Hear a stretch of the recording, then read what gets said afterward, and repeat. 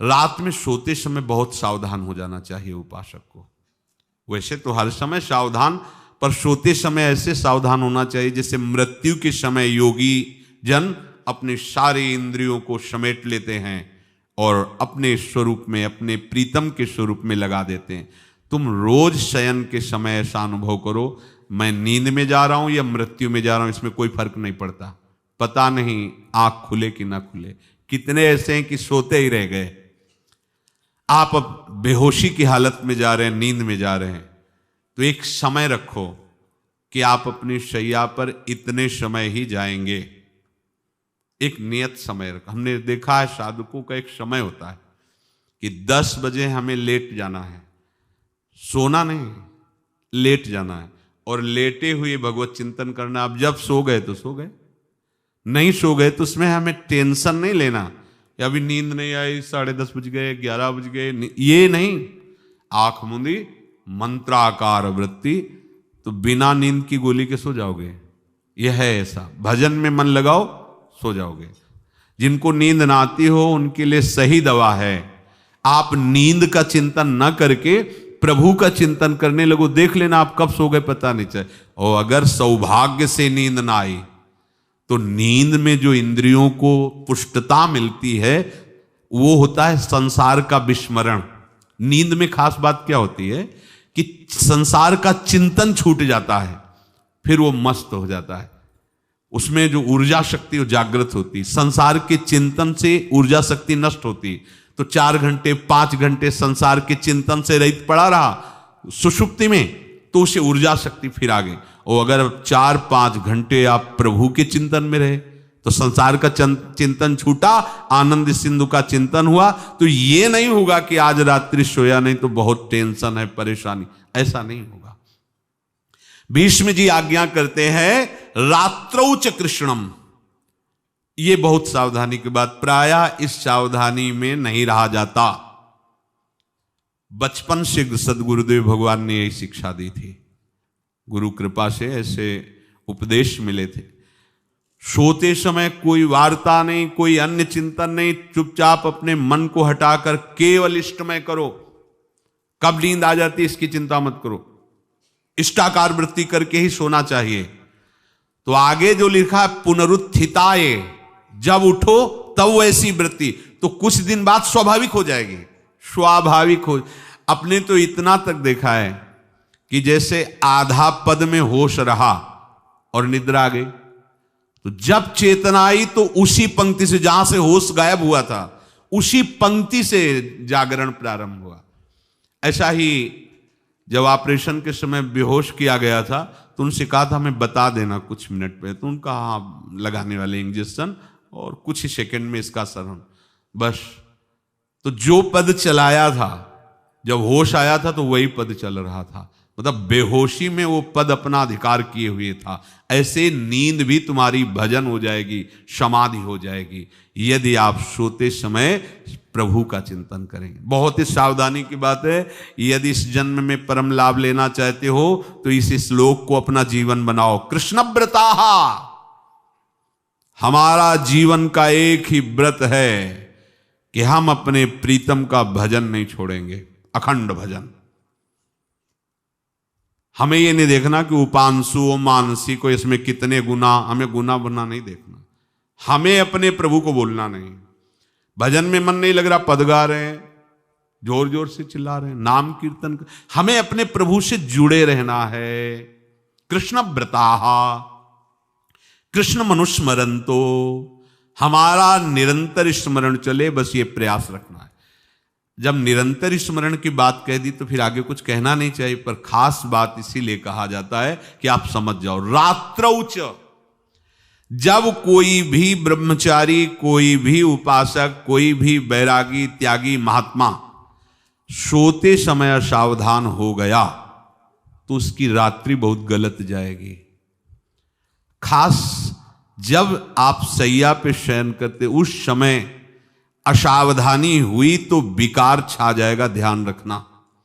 आपका चिंतन गलत हो जाएगा, आपकी चेष्टा गलत हो जाएगी। जागृत में ना सही तो स्वप्न में आप सावधान उस समय जरूर रहिए। और उतना ही विश्राम कीजिए जितना आवश्यक हो। व्यर्थ में करवटें मत बदलिए, ये उपासक का स्वरूप नहीं होता। रोगी है तो बात अलग है, बड़े असाध्य रोगों से, नहीं तो ऐसी दिनचर्या नहीं होनी चाहिए। कै बजे? 3:30, अभी आधा घंटा तो है, फिर कमर ओढ़ लिए, ये साधक का नहीं होता। उचित समय, जो मान लो 4 घंटा विश्राम का, तो अब ये नींद का विषय आओ या ना हो, हम तुम्हारे लिए पुष्प बिछा के नहीं बैठेंगे कि आ जाओ आ जाओ आ जाओ। नहीं आई तो अब ये नहीं गया, अब इतने समय नहीं आई थी, अब 4 बजे उठने के समय कैसे नहीं, ये फेंका। उसमें विचार नहीं किए, पहले फेंको और सैया से नीचे उतरो, भूमि को प्रणाम करो, आगे बात नहीं। वो फिर आपको ऐसा होता है 10 मिनट में तो कोई बात नहीं, 10 वो पार कर देगा, घंटा दो। रात्रौ च कृष्णम पुनरुत्थिताय, ये नियम लीजिए। सोते समय आप बिल्कुल मृत्यु दशा की स्थिति लाइए, जैसे मरने वाला नहीं होता, सब जगह से मन हटाकर। और सच्ची है, पता नहीं आंख खुले कि ना खुले, ये बड़ा धोखे का जीवन है। ये ऐसे हजारों लोग सोए और सोते ही रह गए। हमको धोखे में नहीं रहना। सुबह जग जाएंगे तो फिर भजन करेंगे, लेकिन हम बिल्कुल तैयारी में। तो जब ये था कि किडनी कभी भी फेल हो सकती, तो हमें ज्ञान तो था नहीं ऐसा उस समय, तो हम रात्रि में जब शयन का सो, तो कपड़े कौन थे, कोई पैंट शर्ट थोड़ी था, सब हटा चला, ऐसे रज लगाई, राधा वल्लभ जी को ऐसे बांधा, चरणामृत लिया, पूरी तैयारी में, क्योंकि पास कोई था नहीं। तो ये होता था कब मर जाए, कैसे बताएं कितना सुख, एकदम युगल चरणारविंद में तदाकार होते ऐसे। वो इसीलिए कहते हैं कि प्रतिकूलता और अव्यवस्था और दुख, ये भगवत प्राप्ति का प्रधान साधन है। अव्यवस्था, प्रतिकूलता और दुख, ये अभ्यास उसी से।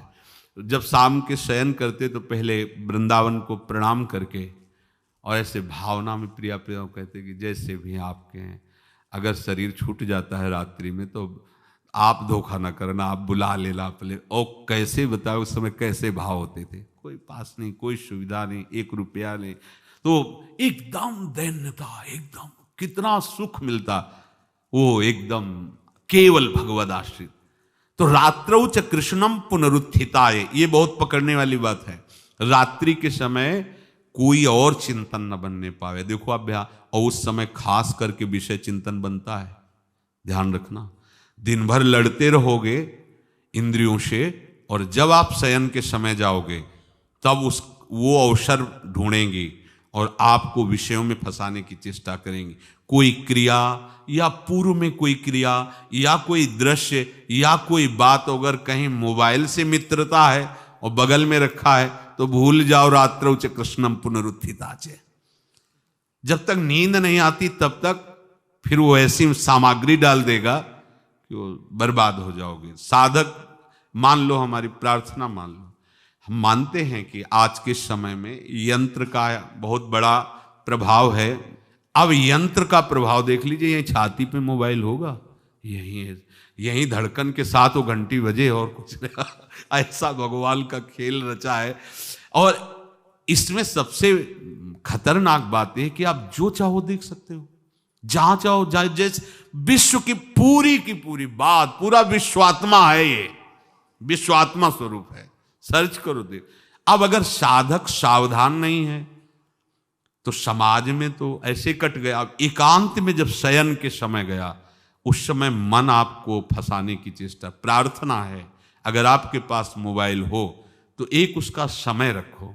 अगर आपको ऐसा लगता है कि कोई परिस्थिति आ जाए, हम स्विच ऑफ किए हैं, तो एक और मोड कहते हैं, कोई फ्लाइट मोड दो, क्या मोड में लगा दो, सीधे मत रखो, मोड में लगा दूर रख दो। आप अपने चित्त को प्रभु में जोड़िए। रात्रि के समय मोबाइल का प्रयोग मत कीजिए। मान लीजिए रात्रौ च कृष्णम पुनरुत्थिताय, सुबह उठते ही आपको कुछ चिंतन नहीं करना।